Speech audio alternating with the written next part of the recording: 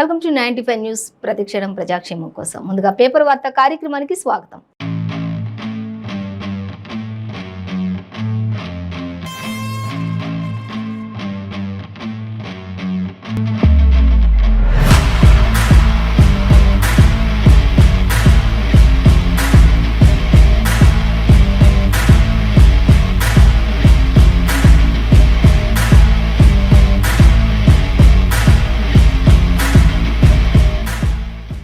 ఈ రోజు మన ముందు వెలుగు, నమస్తే తెలంగాణ, ఈనాడు, ఆంధ్రజ్యోతి దినపత్రికలు ఉన్నాయి. ఏ దినపత్రికలో ఏ వార్తలు ఉన్నాయి అనేది మనం మొదటిగా చూసుకున్నట్లయితే మనం వెలుగు దినపత్రిక చూసుకుందాం.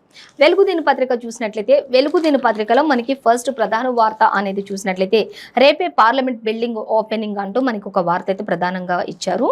ఆ తర్వాత సర్కార్ జాగాలో లీడర్ల ఇళ్ళు అనేది మనకు ఒక వార్త అయితే కనిపిస్తుంది. సో తర్వాత నెక్స్ట్ నీతి ఆయోగ్ మీటింగ్ కు కేసీఆర్, కేజ్రీవాల్ ఇద్దరు కూడా దూరంగా ఉన్నారు అనేది అయితే మనకు ఒక వార్త ప్రధానంగానే ఇచ్చారు. సో దీనికి సంబంధించి కూడా మరిన్ని డీటెయిల్స్ మనం చూసుకుందాం. సో అలాగే నెక్స్ట్ చూసినట్లయితే ఓఆర్ఆర్ టెండర్లపై మాట్లాడారని రేవంత్ కు నోటీసులు జారీ చేశారు అనేది అయితే ఒక వార్త కనిపిస్తుంది. అయినప్పటికీ కూడా రేవంత్ మాత్రం తగ్గేదే లేదన్నట్లుగా మాత్రం ఆయన డిమాండ్లు ఆయన కొనసాగిస్తూనే ఉన్నారు అనేది కూడా మనకి ఇక్కడ సంచలనంగా కనిపిస్తుంది. సో మరొక వార్త చూసి ఇంకా కేంద్రం మీటింగ్లకు ఎందుకు పోతలేరు అంటూ కిషన్ రెడ్డి కేసీఆర్ని క్వశ్చన్ చేస్తూ ఉన్నారు. అంటే ఇంకా దానికి సంబంధించిన డీటెయిల్స్ కూడా మనం చూద్దాం. సో ఇది జస్ట్ హెడ్లైన్ మాత్రమే. ఇంకా అలాగే ప్రభుత్వం ప్రకటించిన సర్పంచులకు ప్రభుత్వం ప్రకటించేసింది ఆల్రెడీ. అయినప్పటికీ కూడా ప్రభుత్వం నుంచి ప్రకటించినప్పటికీ సర్పంచులకు మాత్రం బిల్లులు అనేవి ఇంకా రాలేదు అనేది ఒక వార్త మనకి ఇక్కడ కనిపిస్తుంది. సో అలాగే ఈ ఏడాది వర్షపాతం సాధారణంగానే ఉంటుంది అనేది కూడా ఒక వార్త మనకి కనిపిస్తుంది. అలాగే డీటెయిల్స్ చూద్దాం. ఇక రాష్ట్రాన్ని కేసీఆర్ ఫెయిల్ చేసిండు అంటూ ఉత్తమ్ కుమార్ రెడ్డి అలాగే మధు యాష్కి ఇద్దరు కూడా దీనికి సంబంధించిన మాట్లాడుతూ ఉన్నారు. అవన్నీ కూడా డీటెయిల్స్ చూసుకుందాం. ఇక మంత్రి ఆదేశించారు, ఆఫీసర్లు ఇచ్చేశారు అనేది కూడా ఒక ప్రధాన హెడ్లైన్గా ఇచ్చారు. సో అన్ని కూడా మనం డీటెయిల్గా చూద్దాం. చూసినట్లయితే ఫస్ట్ మనం రేపే పార్లమెంట్ బిల్డింగ్ ఓపెనింగ్ అంటూ ఇచ్చారు. సో దానికి మాత్రం ఇంకా ప్రారంభించనున్నటువంటి ప్రధాని మోడీ ఇంకా దీనిని కూడా ఇది ఒక అశోక చక్రాన్ని తలపిస్తున్నటువంటి ఆ దృశ్యం లాగా ఈ యొక్క పార్లమెంట్ భవన్ లోపలంతా కూడా చైర్స్ని కూడా అవన్నీ కూడా ఒక స్పెషల్గా ఏర్పాటు చేశారు అనేది కూడా అర్థమవుతుంది. ఇంకా అలాగే ఇంకా దీనిని ప్రారంభించేది మాత్రం ప్రధాని మోడీ అనేది కూడా ఇచ్చారు. అయితే మెయిన్ డీటెయిల్స్ 7th పేజీలో ఇచ్చారు. కానీ మనకి ఇక్కడ ఫస్ట్ ఒక స్మాల్ హెడ్లైన్గా ప్రస్తావించారు. అది చూసినట్లయితే ట్విట్టర్లో ఉభయ సభల వీడియో కూడా పోస్ట్ చేసినట్లుగా తెలుస్తుంది అనేది మనకి దీనికి సంబంధించి ఇచ్చారు. అలాగే ఇక ప్రత్యేక ఆకర్షణగా అశోక చక్రాలు కూడా ఉన్నాయి అంటూ ఇచ్చారు. ఓపెనింగ్ కు హాజరు కానున్న 25 పార్టీల నేతలు అంటూ కూడా మనకి ఇక్కడ ఇచ్చారు. అయితే కొన్ని పార్టీలు మాత్రం దీనికి దూరంగా ఉన్నాయి అనేది కూడా తెలుస్తుంది. 25 పార్టీల లీడర్లు అందరూ కూడా ఇక్కడికి హాజరవుతూ ఉన్నారు. సెంగోల్ తయారు చేసినటువంటి కుటుంబానికి కూడా ఆహ్వానం పంపించినట్లుగా తెలుస్తుంది అనేది కూడా మనకి క్లియర్గానే మెన్షన్ చేశారు. సో ఇవి తయారు చేసినటువంటి ప్రతి కుటుంబానికి కూడా ఆహ్వానం పంపించారు. అలాగే ఇంకా 25 పార్టీల లీడర్లు కూడా ఇక్కడ ఈ యొక్క మరి రేపు పార్లమెంట్ బిల్డింగ్ ఏదైతే ఉందో దాని ఓపెనింగ్కి రాబోతున్నారు అనేది కూడా తెలిసింది. ఈ ప్రధాని మోడీ ఓపెన్ చేస్తున్నారని తెలుస్తుంది. ఇంకా అక్కడంతా కూడా అశోక చక్రాన్ని తలపిస్తున్నటువంటి దృశ్యాలు ఉన్నాయి అనేది కూడా మనకి క్లియర్గా మెన్షన్ చేశారు. సో మరొక వార్త మనం చూసినట్లయితే నీతి ఆయోగ్ మీటింగ్కు కేసీఆర్ అండ్ కేజ్రీవాల్ ఇద్దరు కూడా దూరంగా ఉన్నారు. ఢిల్లీ సీఎం కేజ్రీవాల్ అలాగే తెలంగాణ రాష్ట్ర సీఎం కేసీఆర్ ఇద్దరు కూడా దూరంగా ఉన్నారు. ఈ విషయంలో వాళ్ళిద్దరు ఎందుకు దూరంగా ఉన్నారు అనేది చూసుకున్నట్లయితే ఇవాళ హైదరాబాద్లో ఇద్దరు సీఎంలు కూడా భేటీ కానున్నారు అనేది కూడా తెలుస్తుంది. అయితే ఎందుకు భేటీ అవుతున్నారు అనేది చూసుకున్నట్లయితే ఇంకా కేంద్రం తెచ్చినటువంటి ఆర్డినెన్స్తో కేసీఆర్తో చర్చించనున్నటువంటి కేజ్రీవాల్ అంటూ కూడా కేంద్రం ప్రకటించిన ఆర్డినెన్స్ ఏవైతే ఉన్నాయో అవన్నిటిపై వీళ్ళిద్దరు కూడా చర్చించనున్నట్లుగా కేజ్రీవాల్ ముఖ్యంగా ఈ విషయంపై చర్చించడానికి మాత్రమే ఇంకా తెలంగాణ రాష్ట్రానికి వస్తున్నట్లుగా తెలుస్తుంది. ఇంకా నీతి ఆయోగ్ మీటింగ్ అలాగే పార్లమెంట్ బిల్డింగ్ ఓపెనింగ్కి కూడా రావాలని కేసీఆర్కి కేంద్రం ఆహ్వానం పంపించినప్పటికీ కూడా వాటన్నింటికీ కూడా సీఎం కేసీఆర్ దూరంగానే ఉంటున్నారు అనేది కూడా ఒక వార్త అయితే సంచలనంగా మనకి కనిపిస్తుంది. సో ఇంకా 2 కార్యక్రమాలకు సీఎం వెళ్ళట్లేదు ఎందుకు అనేది కూడా మెయిన్ డీటెయిల్స్ అయితే మనకి 4th పేజీలో ఇచ్చారు. సో మొత్తంగా అయితే తెలంగాణ సీఎం కేసీఆర్, ఢిల్లీ సీఎం అరవింద్ కేజ్రీవాల్ ఇద్దరు కూడా నీతి ఆయోగ్ మీటింగ్ కు వెళ్ళడం లేదు అనేది మాత్రం మనకి ఇక్కడ అర్థమవుతుంది. వీళ్ళిద్దరూ శనివారం ఢిల్లీలో ఇంకా ఇద్దరు కూడా మరి జరగనున్నటువంటి ఆ యొక్క సభలకు కూడా ఇద్దరు దూరంగానే ఉంటూ ఉన్నారు. ఇక ఇద్దరు సీఎంలు ప్రగతి భవన్లో ఈరోజు భేటీ కానున్నారు. ఇంకా ఆర్డినెన్స్ పై ఇద్దరు కూడా చర్చించుకుంటారు పలు విషయాలపై కూడా అనేది మనకి క్లియర్గా మెన్షన్ చేశారు. మొత్తంగా అసలు వీళ్ళిద్దరు ఎందుకు వెళ్ళట్లేదు అనేది మాత్రం ఒక సస్పెన్స్ గానే ఉంది అనేది మాత్రం మనకి క్లియర్గా అర్థమవుతుంది. సో మరిన్ని డీటెయిల్స్ మనం 4th పేజీలో చూడొచ్చు. ఇంకా మొత్తంగా అయితే ఇద్దరు సీఎంలు మాత్రం ఎక్కడికి వెళ్లకుండా ఇద్దరు కలిసి ఒక దగ్గర భేటీ అవుతున్నారు అనేది మనకి వెలుగు దినపత్రికలో ఇచ్చారు. అలాగే ఇంకా సర్కార్ జాగాల్లో లీడర్ల ఇళ్ళు అనేది మనకు ఒక వార్త కనిపిస్తుంది. 58, 59 జీవోలను అడ్డు పెట్టుకుని రాత్రికి రాత్రే మరి రాత్రికి రాత్రే పెద్ద పెద్ద కట్టడాలు కట్టేస్తున్నటువంటి దాఖలాలు కూడా కనిపిస్తూ ఉన్నాయి. 58 జీవో నెంబర్, 59 జీవో నెంబర్లు అడ్డు పెట్టుకుని అంటూ మరి ఇవన్నీ కూడా సర్కార్ జాగాల్లో లీడర్లు అందరూ కూడా ఇల్లు నిర్మించుకుంటూ రాత్రికి రాత్రే భవనాలను లేపుతున్నటువంటి పరిస్థితి కనిపిస్తుంది. రెగ్యులరైజేషన్ దరఖాస్తులకు కూడా గడువు పొడిగించడంతో మరి ఈ యొక్క కబ్జాలు ఎక్కువ అవుతూ ఉన్నాయి అనేది కూడా మనకి ఇక్కడ అర్థమవుతుంది. అలాగే ఆఫీసర్లు మేనేజ్ చేసి పాత తేదీలలో ఇంటి పన్ను రసీదులు ఇస్తున్నటువంటి పరిస్థితి కూడా ఉంది. అలాగే మెదక్ జిల్లాలో జోరుగా అక్రమ నిర్మాణాలు కూడా కొనసాగుతూ ఉన్నప్పటికీ కూడా మరి అధికారులు మాత్రం నిమ్మక నీరెత్తినట్లుగానే ఉన్నారు అన్నట్లుగా ఇక్కడ మనకి ఇచ్చారు. ఇప్పటికే 5 లక్షలు దాటినటువంటి రెగ్యులరైజేషన్ అప్లికేషన్స్ అంటూ కూడా మనకి ఇక్కడ ఇవ్వడం జరుగుతుంది. సో దీనికి సంబంధించిన ఇంకా మరిన్ని డీటెయిల్స్ మనం 4th పేజీలో చూడొచ్చు. మెయిన్గా అంటే సర్కార్ జాగాలు ఏవైతే ఉన్నాయో వాటన్నింటిలో కూడా లీడర్లు రాత్రికి రాత్రే జీవో నెంబర్లు అడ్డు పెట్టుకుని మరి భవనాలు నిర్మిస్తున్నటువంటి పరిస్థితి, రాత్రికి రాత్రి అన్ని కూడా కట్టేస్తున్నటువంటి పరిస్థితి కనిపిస్తుంది. ఆ విధమైనటువంటి చర్యలు చేపడుతూ ఉన్నారు అధికారులు అనేది కూడా మనకి ఇక్కడ క్లియర్గా మెన్షన్ చేస్తారు. ఇప్పటికి 5 లక్షల వరకు కూడా రెగ్యులరైజేషన్ అప్లికేషన్స్ కూడా అక్కడ ఉన్నట్లుగా కూడా మనకి క్లియర్గానే మెన్షన్ చేశారు వెలుగు దినపత్రికలో. అలాగే మరొక వార్త చూద్దాం. ఇంకా ఓఆర్ఆర్ టెండర్లపై మాట్లాడారని రేవంత్కు నోటీసులు అంటూ మనకి మరొక వార్త ఇక్కడ ఇచ్చారు. సరే, ఆయన అబద్ధాల ప్రచారం చేస్తున్నారని కూడా హెచ్ఎండిఏ ఒక నిర్ణయానికి వచ్చినట్లు తెలుస్తుంది. 48 గంటల్లోగా బహిరంగ క్షమాపణ చెప్పాలని కూడా డిమాండ్ చేస్తూ ఉన్నారు. కానీ రేవంత్ కూడా ఒకటే చెప్తున్నారు, ఇంకా కోర్టుకు వెళ్తానని చెప్తున్నటువంటి రేవంత్. అలాగే లక్షల కోట్ల ఆస్తిని 7,000 కోట్లకి ఎలా అమ్మేశారు అంటూ కూడా ఆయన క్వశ్చన్ చేస్తున్నారు. ఈ విషయాలన్నిటికీ కూడా ఆన్సర్ కావాలి అంటూ కూడా ఆయన డిమాండ్ చేస్తున్నటువంటి పరిస్థితి.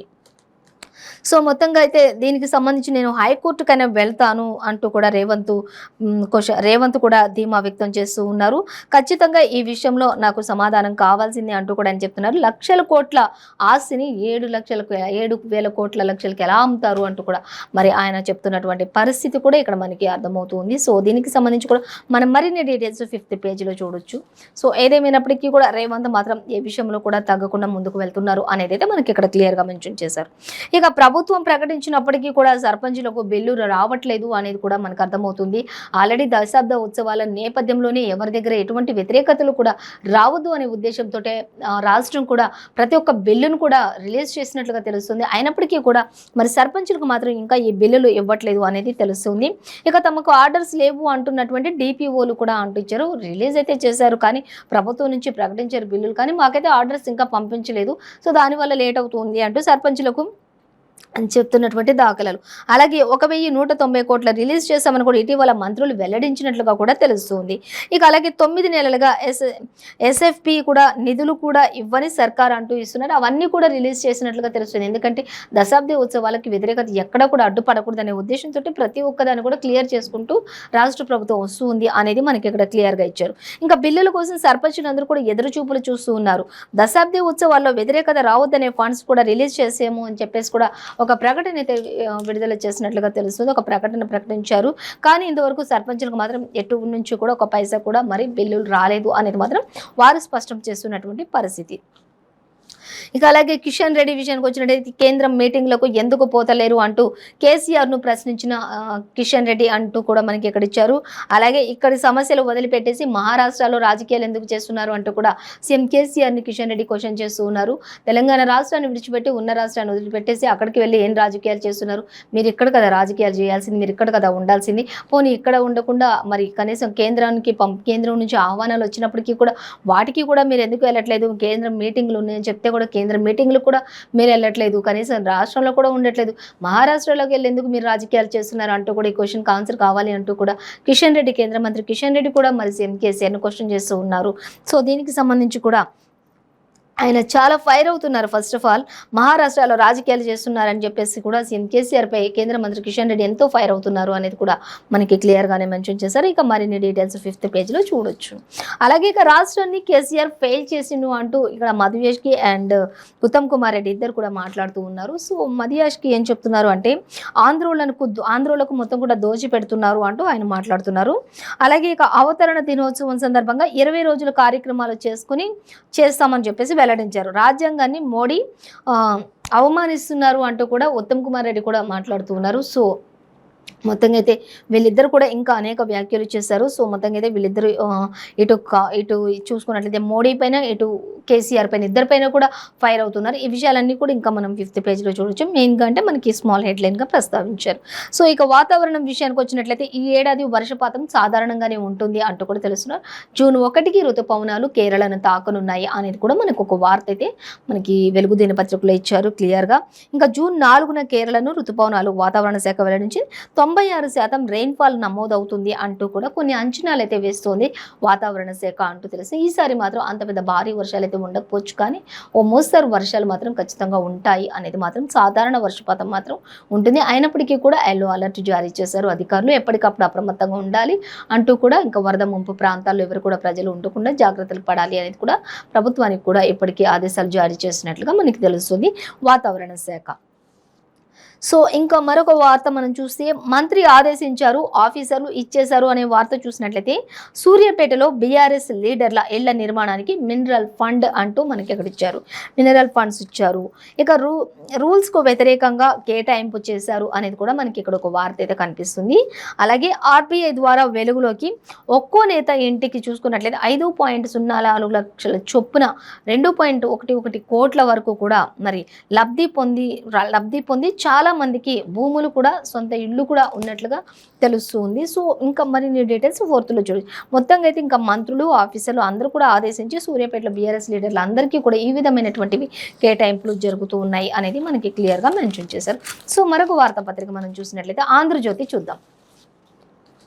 ఆంధ్రజ్యోతి చూసినట్లయితే మనకి ఆంధ్రజ్యోతిలో ఫస్ట్ ప్రధానంగా అంటే ముందే తెలుసు అనేది ఒక వార్త ఇచ్చారు. అదేంటి అనేది చూసుకున్నట్లయితే వైఎస్ వివేకా హత్య కేసుకు సంబంధించి ఏపీ సీఎం జగన్మోహన్ రెడ్డికి ఆల్రెడీ ముందే తెలిసి ఇదంతా కూడా పక్కా ప్లాన్ ప్రకారం ఇదంతా కూడా జరిగింది అన్నట్లుగా మనకి అక్కడ క్లియర్గా ఇచ్చారు. సో దానికి సంబంధించి డీటెయిల్స్ చూద్దాం. అలాగే ఇక బీజేపీ అండ్ బీఆర్ఎస్ ఇద్దరు కూడా ఒక్కటే అంటూ మంత్రి టీపీసీసీ అధ్యక్షులు రేవంత్ రెడ్డి చెప్తున్నారు. సో దీనికి సంబంధించి కూడా మనం డీటెయిల్స్ చూద్దాం. ఇంకా ఎందుకు ఇంత హైడ్రామాలు అంటూ కూడా ఇక హైకోర్టు కూడా ప్రశ్నిస్తుంది. ఇంకా అలాగే వైఎస్ భాస్కర్ రెడ్డికి అస్వస్థత అని కూడా మనకి ఒక వార్త అయితే కనిపిస్తుంది. ఇంకా రాజదండం చుట్టూ రాజకీయం అంటూ కూడా మనకి కనిపిస్తుంది. అలాగే నేడు హైదరాబాద్కు కేజ్రీవాల్ అంటూ ఇచ్చారు. సో ఇద్దరు సీఎంలు కూడా కలిసి మాట్లాడబోతున్నారు, భేటీ అవుతున్నారు అనేది కూడా మనకు అర్థమవుతుంది. అలాగే ఇక నకిలీ విత్తు ముంచెత్తుతోంది అంటూ ఒక వార్త అయితే మనకి ఇచ్చారు. సో అది కూడా మనం చూద్దాం. ఇంకా దర్శకుడు కే వాసు కన్నుమూత అనేది కూడా సినీ ఇండస్ట్రీకి సంబంధించి మనకి ఒక వార్త ఇచ్చారు. సో అవన్నీ కూడా డీటెయిల్స్గా చూద్దాం. చూసినట్లయితే ఫస్ట్ మనకి ముందే తెలుసు అనేది డీటెయిల్స్ చూసుకున్నట్లయితే వివేక్ మరణంపై అందరికంటే ముందే జగన్కు సమాచారం వచ్చింది అనేది అయితే మనకి ఇక్కడ క్లియర్గా మెన్షన్ చేశారు. ఇక అలాగే హత్యకు ముందు ఆ తర్వాత కూడా అవినాష్ వాట్సాప్ కాల్స్ అన్నీ కూడా జగన్కు సమాచారం ఇస్తూ ఉండడంలో ఆయన పాత్రను తేల్చాలి అంటూ సిబిఐ ఎంక్వైరీలో ఈ విషయాన్ని వెల్లడించినట్లుగా తెలుస్తుంది. అలాగే అర్ధరాత్రి 1:30 వివేక ఇంట్లోకి హంతకులు చొరబడ్డారు అనేది కూడా మనకి తెలుస్తుంది. అలాగే ఇంకా అంతకు ముందు చూసుకున్నట్లయితే హత్య తర్వాత అవినాష్ ఇంట్లో సునీల్ కూడా ఉన్నాడు. విచారణకు సహకరించని ఎంపీ, అలాగే జవాబులు దాటవేసే ప్రయత్నం కూడా చేస్తూ ఉన్నారు ఎంపీలు అనేది కూడా మనకి ఇక్కడ ఇచ్చారు. అలాగే కావాలనే విచారణకు గైర్హాజరు అవుతూ ఏదో ఒకటి క్రియేట్ చేసుకుంటూ ఉన్నారు. అస్వస్థతని, తల్లికి అస్వస్థతని, ఇలా ఏదో ఒకటి క్రియేట్ చేస్తూ ఉన్నారు. దాని తర్వాత గైర్హాజరు అవడం అనేది ఒకటి పాయింట్. అలాగే ఇక ప్రతి సమాధానాన్ని కూడా దాటవేసే ప్రయత్నం చేస్తున్నది ఒకటి సెకండ్ పాయింట్గా మనం చూడొచ్చు. అలాగే ఇంకా జవాబులు దాటవేసే ప్రయత్నాలు చేయటం, గైర్హాజరు అవ్వడంలో జాప్యం, అలాగే దర్యాప్తునకు ఆటంకాలు కలిగించడం, ఇవన్నీ కూడా మరి సిబిఐ దర్యాప్తు కొనసాగిస్తున్నారు. ఇక కౌంటర్ అఫిడవిట్లో కూడా సిబిఐ కొన్ని సంచలన విషయాలను అయితే వెల్లడించినట్లుగా తెలుస్తుంది. ఇవన్నీ ఏంటి అసలు అంటూ కూడా క్వశ్చన్ చేస్తూ ఉన్నారు. అలాగే గంగిరెడ్డి విడుదలపై సుప్రీంకోర్టు స్టే ఇచ్చినట్లుగా తెలుస్తుంది. ఇంకా టీ హైకోర్టు ఆదేశాలు నిలిపివేసినట్లు తెలుస్తుంది. జూలై 15కు ఈ విషయాన్ని ఇంకా వాయిదా వేసినట్లుగా తెలుస్తుంది. జూలై 15 తర్వాత దీనికి మళ్ళీ తిరిగి ఈ యొక్క కేసును పునర్వ్యవస్థీకరిస్తారు. అలాగే ఇక వైఎస్ భాస్కర్ రెడ్డికి చూసుకుంటే అస్వస్థతగా ఉంది అంటూ ఇచ్చారు. ఆ తర్వాత ఇంకా ఆయనని ఉస్మానియా హాస్పిటల్కి తీసుకురావడం, అక్కడ వైద్య పరీక్షలు నిర్వహించిన తర్వాత మళ్ళీ తిరిగి చెంచల్గూడ జైలుకు తరలించినట్లుగా తెలుస్తుంది అనేది కూడా తెలుస్తుంది. ప్రస్తుతం అయితే ఆయన ఆరోగ్య పరిస్థితి అంతా కూడా నిలకడగానే ఉంది. కొంత అస్వస్థతకు గురైనట్లుగా మాత్రం తెలుస్తుంది అనేది మనకి క్లియర్గా మెన్షన్ చేశారు.